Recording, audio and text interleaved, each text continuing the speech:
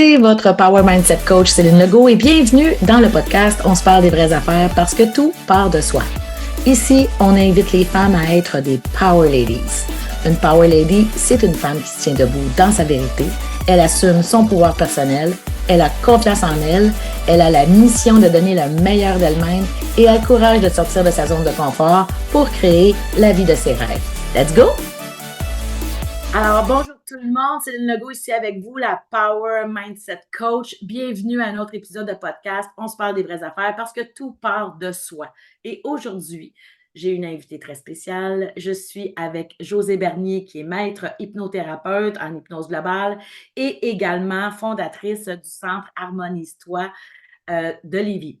Bonjour Josée, comment vas-tu? Ça va très bien. Merci pour l'invitation, Céline. Je suis contente d'être là aujourd'hui.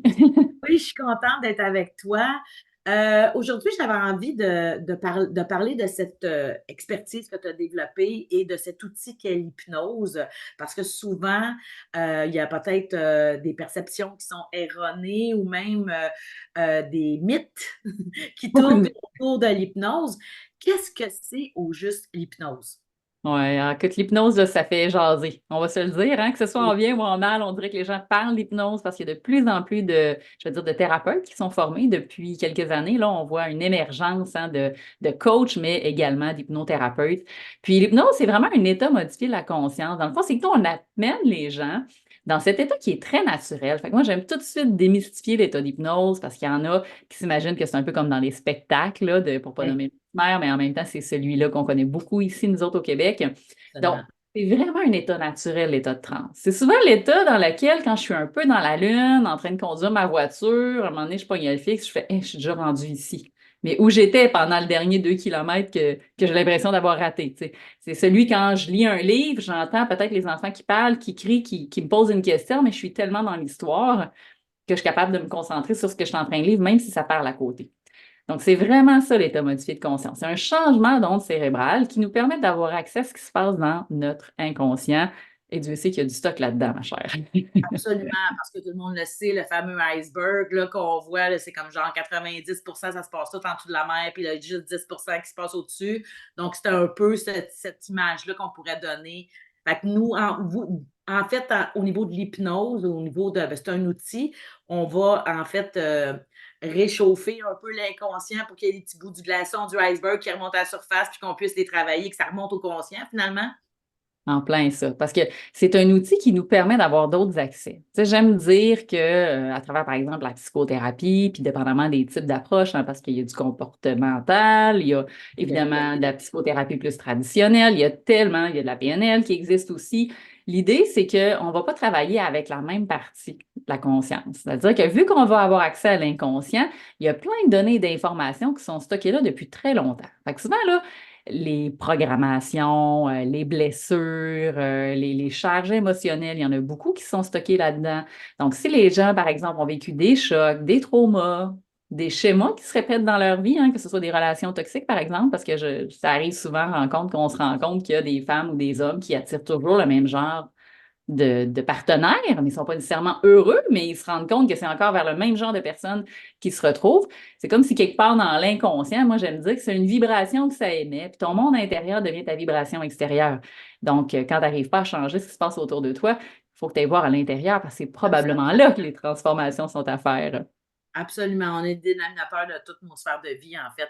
On est le centre, on est le noyau, donc si jamais ça va ça va mal, en fait, la réalité, c'est un peu le reflet de ce qui se passe en nous, là. Ouais. Ouais. Excellent.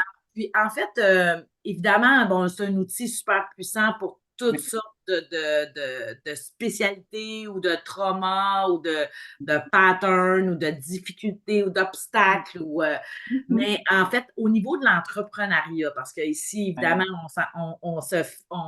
on focus sur les femmes entrepreneurs. Dans quelle sphère, au niveau de la business, parce que toi-même été une femme entrepreneur aussi, donc Ouais. dans quelle sphère tu dirais que l'hypnose est le plus productif, qu'on peut plus Mhm. l'utiliser, puis que ce soit le plus efficace si jamais on a des difficultés dans notre business? À Ouais. quel niveau? Bien, on ne peut pas passer à côté des croyances limitantes, là. J'ai l'impression que les gens vont peut-être dire, ah, Absolument. vous êtes redondant avec ça, mais il y a beaucoup d'éléments au niveau des croyances limitantes qui, au niveau de l'entrepreneuriat, peuvent être explorer au niveau de l'hypnose. Tu sais, on pourrait parler du fameux sauveur pour ceux qui sont entrepreneurs hein, au Ouais. niveau du coaching ou du relationnel. Ça en est un que souvent on va rencontrer. Écoute, l'imposteur, c'est sûr que moi, je rencontre souvent en consultation des entrepreneurs qui sont dans une posture où ils ont l'impression hein, de ne pas Être à pleinement la hauteur. être à la hauteur, de ne pas être assez, de toujours enchaîner formation par-dessus formation parce qu'ils ne se sentent pas pleinement légitimes d'œuvrer tel qu'ils Oui. le font. Je parle aussi quand même un peu de l'archétype de la victime comme entrepreneur parce que des fois, quand on a des défis, là, des fois, on va se cacher dans la peur. Fait que c'est possible d'aller travailler au niveau des peurs aussi avec l'hypnose, hein. C'est pas juste bon pour les phobies. Si, par exemple, j'ai peur des araignées, là, pour les Ouais. entrepreneurs qui ont des peurs, qui ont de la difficulté à se lancer, à se mettre de l'avant, même à se mettre en lumière, qui ont peur de prendre la parole, qui ont de la difficulté à s'exposer, que peu importe le type d'approche, d'accompagnement qu'ils font, moi, c'est ce que je remarque. Donc, l'élément de la peur dans la posture de victime, et même les bourreaux de travail, j'en ai rencontré un puis un autre, et encore, c'est mon tour de lever la main, moi, la première. Combien de fois on peut se rendre compte qu'il y a toutes sortes de mécanismes, même de fuite au niveau du travail, et ça, je parle de mon expérience. Donc, dans la partie entrepreneuriale, j'ai fui beaucoup comme comportement inconscient dans le travail parce qu'il y avait d'autres sphères de ma vie dans lesquelles je n'étais pas heureuse, et ça m'a pris un temps avant de l'identifier pour réaliser que finalement, je n'étais pas plus en équilibre. Je me pensais plus heureuse quand je travaillais des heures de fou, mais au final, je faisais juste éviter les autres problèmes que je n'étais pas en train de régler. Absolument. Puis il y a une grosse, grosse différence. Ça, c'est vraiment au niveau du coaching que j'enseigne souvent, c'est d'être la différence entre être productif et être occupé. Hmm. Grosse, grosse différence entre être occupé puis être vraiment productive. Puis occupé, c'est souvent relié à des mécanismes, effectivement, de performance, mais c'est aussi souvent également relié à avoir le besoin de prouver quelque chose. Donc, c'est vraiment intéressant. Donc, en fait, quand, quand on fait face à un obstacle, Ouais. puis qu'on a l'impression qu'on sait ce qu'on a à faire, puis qu'on a l'impression qu'on a posé les bonnes actions, OK, si on est vraiment, mais vraiment honnête avec soi-même, là, parce que des fois, on peut se raconter des petites histoires, là, tout le monde fait ça. Mais quand on est vraiment honnête puis qu'on dit, My God, j'ai tout posé les actions, j'ai fait ce que j'avais à faire et tout ça, en général, c'est soit une question de mindset ou soit une question inconsciente. C'est là qu'il faut aller. Il faut aller chercher un outil qui est hors de juste le concret, efficace de poser les actions. Parce que, en fait, si on pose des actions, mais qu'on n'a pas réglé, on n'a pas le mindset pertinent ou on a des blessures dans l'inconscient, on va d'une manière quelconque le saboter. Il va y avoir quelque chose, un imprévu, un gros bug technologique. Il va y avoir quelque chose qui va se passer. Est-ce que je me trompe? T'as absolument raison. Puis c'était le petit dernier que je m'étais gardé, le fameux saboteur. Fait que tu m'amènes exactement là. C'est celui que j'observe qui a tendance à ressortir quand les gens arrivent et me disent, écoute, José, c'est plus fort que moi, là. J'ai beau, là, tu sais, je suis entrepreneur, travail-famille, c'est important, parce que j'accompagne des gens aussi entrepreneurs qui vivent du stress, on se le cachera pas, l'hypnose, c'est un bel outil pour ça, là, qui ont comme trop de stress parce qu'ils se sentent débordés, là. Il y a un peu de ça dans la réalité d'entrepreneur quand même. Donc, quand ils se sentent débordés, puis ils disent, j'ai beau planifier mon horaire, structurer tout ça, mais c'est plus fort que moi. Je suis pas capable de pas ouvrir mes courriels ou je suis pas capable. Fait que quand c'est plus fort que toi, au-delà de toute ta planif, de toutes tes mises en action, c'est souvent parce qu'il y a quelque chose, il y a un nœud dans l'inconscient. Donc, soit il y a un programme, comme tu l'as mentionné, il y a une blessure, ça peut être une croyance qui est rattachée à ça. Et j'ai envie de dire, ça peut être plus loin que ça, parce que hein, tu sais qu'avec l'hypnose spirituelle, on peut aller dans le transgénérationnel et combien de fois j'observe qu'au niveau du transgénérationnel et de l'histoire familiale, il y a des enjeux à aller explorer en hypnose pour les gens, beaucoup plus qu'on Ben, pense. oui, puis pas juste en hypnose, même au niveau du coaching, quand on travaille quand je travaille les archétypes avec mes clients, j'ai développé un document où est-ce qu'on va vraiment voir, faire le lien entre, mettons, ce qu'on a perçu de notre père ou de notre mère ou notre grand-père ou notre grand-mère par rapport à un sujet X. Et c'est là que souvent on dévoile des choses et qu'après ça, on peut le travailler. Donc, autant en coaching qu'en hypnose ou qu'importe l'outil avec lequel vous êtes le plus à l'aise. Ici, on veut vous proposer, moi, je suis toujours à l'affût des outils les plus puissants. Puis il y a des choses qui fonctionnent pour certaines personnes et d'autres pas, et c'est correct aussi. L'important, c'est que ça fonctionne pour vous, puis que vous, ça vous fasse passer au niveau suivant dans votre business, puis dans votre évolution personnelle. C'est ça l'important. Donc, si jamais vous vivez des choses dans en fait, dans le transgénérationnel, ça fait juste du sens parce Oui. que on est élevé dans ce milieu-là pendant X nombre, puis ce milieu-là a été élevé par un autre milieu similaire auparavant, donc ça fait du sens. Je pense à des croyances comme il faut travailler dur pour avoir de l'argent, il y en a tellement, l'argent ne pousse pas des arbres, il y en a tellement des croyances qu'on a vues où on ne parle justement pas d'argent. L'argent, c'est tabou, Ah, c'est c'est tabou. Oui, délicat, on est pour on un ne parle pas de ça. bulletin. Ah, Oui, c'est ça. Donc, tout oui. ça, des fois, même si on le sait dans notre tête, ça peut se manifester dans le sabotage, dans la procrastination, dans la fuite, dans le perfectionnisme. Ça se manifeste de toutes sortes de façons. Puis c'est ça qui est le plus facile à voir parce qu'on va dire, ah ben, je procrastine tout le temps, je commence toujours des choses, je ne le finis pas. Ou je suis dans le perfectionniste. Ça fait 3 mois que je suis posée d'avoir lancé ce programme-là, puis il n'est pas lancé encore parce qu'il n'est pas tout à fait parfait. Ou qu'importe, souvent, tous ces mécanismes-là sont rattachés à des Hmm. croyances limitantes que nous, on a créées par nos propres expériences ou qu'on a hérité par les liens transgénérationnels. C'est ça que je comprends. C'est Ça. Puis c'est vraiment puissant. important.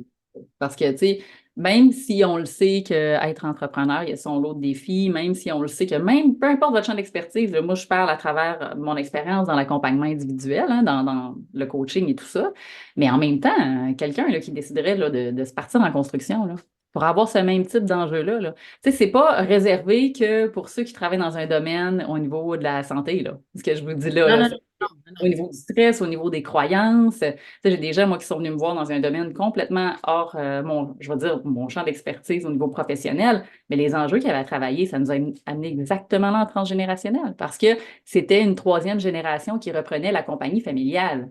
Fait que quand venait le temps là, de faire des mouvements puis des virages dans l'entreprise, qu'est-ce que vous pensez qui arrivait? Il y avait une espèce de loyauté invisible, puis même si cette personne-là là, était super intuitive, voulait écouter son feeling, faire un 180 à l'entreprise, puis qu'il y avait encore, oui, une partie, je veux dire, des actionnaires dans l'entreprise, il pouvait avoir des conflits. C'est-à-dire que s'il y avait encore des membres de la famille qui étaient rattachés à l'ancienne façon de faire, ça aussi, il pouvait avoir des enjeux. Donc, il y avait besoin d'aller détacher au niveau de l'inconscient l'espèce de loyauté invisible pour pouvoir assumer pleinement dans sa capacité d'entrepreneur à développer ce que cette personne-là a envie de réaliser. Parce que des fois, c'est ça qui bloque l'apport financier. On ne se le cachera pas. C'est un autre défi entrepreneurial, ça.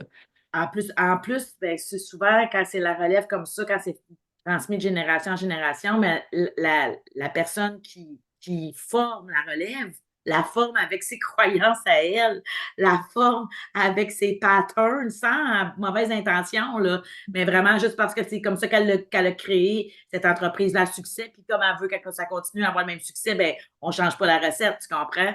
Mais des fois, la recette, ça ne veut pas dire qu'elle n'est pas bonne, mais des fois, elle peut être un peu améliorée. Oui, tout à fait. Ça, je suis d'accord avec ça. Si nous, on évolue en tant qu'individu, qu'on souhaite qu'une entreprise, même qui fonctionne bien, évolue pas ou progresse pas, j'ai de la difficulté à croire comment, à un moment donné, ça peut être cohérent. Oui, Parce qu'au c'est sein ça. d'une organisation, si en tant qu'entrepreneur, on est notre propre entreprise quelque part, hein, ça passe par notre champ d'énergie, ça passe à travers nos idées, à travers qui on devient un genre de canal de ce qu'on veut créer, là. Fait que si on n'est pas aligné avec ça, à un moment donné, il y a de la distorsion, là. Il y a de la C'est sûr. distorsion. C'est sûr. De la Ouais, frustration. Puis... oui, c'est sûr. Puis ça va plafonner. Parce Oui. que, en fait, tout dans la vie doit être en mouvement. Voilà. Donc, parfait, super. Donc, je sais qu'on va avoir d'autres entretiens très bientôt au niveau du podcast sur des sujets encore plus ciblés. Je voulais qu'on mette la table ensemble, José, par rapport à l'hypnose, que cet outil puissant-là. Donc, si vous utilisez, peut-être qu'il y a des gens qui ont dit, ben, j'ai déjà utilisé l'hypnose, mais juste pour certaines sphères de vie personnelle, ben là, ouvrez votre esprit, ouvrez ça grand parce que ce n'est pas que pour quelques sphères de vie, ça peut être aussi votre vie professionnelle, votre vie entrepreneuriale. Évidemment, en tant qu'entrepreneur, l'entreprise est souvent le prolongement de nous-mêmes. Donc, évidemment, ça fait du sens, mais ce n'est pas quelque chose souvent qu'on va penser directement avec l'entreprise. Donc, c'est important de le mentionner, de pas laisser passer cette opportunité-là. Si l'hypnose a fonctionné pour vous, pour certaines difficultés, ben allez-y, ouvrez grand, puis allez régler ce qui vous empêche de réaliser vos objectifs ou de passer au niveau suivant. Moi, je vais laisser le lien descriptif dans le descriptif de la vidéo du Centre Harmonise-toi de Josée avec tous les détails, toutes les précisions. Et soyez assurés qu'on va avoir d'autres belles discussions ensemble, Josée et moi, sur différents sujets entrepreneuriaux et comment l'hypnose, on va parler de croyances limitantes, on va parler de patterns, on va parler de toutes sortes de choses. En fait, on va parler de l'invisibilité qui souvent nous empêche de réaliser ce qu'on veut dans le tangible, dans la réalité. Et c'est vraiment intéressant de voir tous les outils qui peuvent être mis à notre disposition. On en a plusieurs, pas juste l'hypnose et le coaching, on en a plusieurs autres, on va en discuter dans les prochains podcasts. Merci, Josée, de ton temps. Alors, si je récupère, si les gens ont de la difficulté puis qui ont le goût, soit de retourner à l'hypnose pour débloquer certaines choses au niveau d'entrepreneurial ou qui l'ont jamais même essayé, pourraient communiquer avec toi pour voir avec toi comment résoudre ou résorber certaines croyances qui pourraient les empêcher, les mettre un frein ou même faire en sorte qu'ils stagnent présentement. Alors, tous les détails vont être là. Moi, également, je vous souhaite vraiment une très belle fin de journée. On va se revoir, Josée, très bientôt. Merci de ton temps, de ta générosité, d'avoir été parmi nous. J'ai déjà hâte au prochain podcast. Et nous, je vous dis bonne journée, puis on se revoit très bientôt. Merci d'avoir été là et j'espère sincèrement que tu as été inspiré et vitaminé par cet épisode. Pour ne rien manquer des prochains, abonne-toi au podcast On se parle des vraies affaires parce que tout part de soi. Si tu veux plus de I got the power, je t'invite à visiter CélineLegault.com. Maintenant, ouvre tes ailes, déploie ton potentiel et rayonne à quel point tu es belle. Je te donne rendez-vous très bientôt, chère Power Lady, et santé à ta vie totalement vitaminée.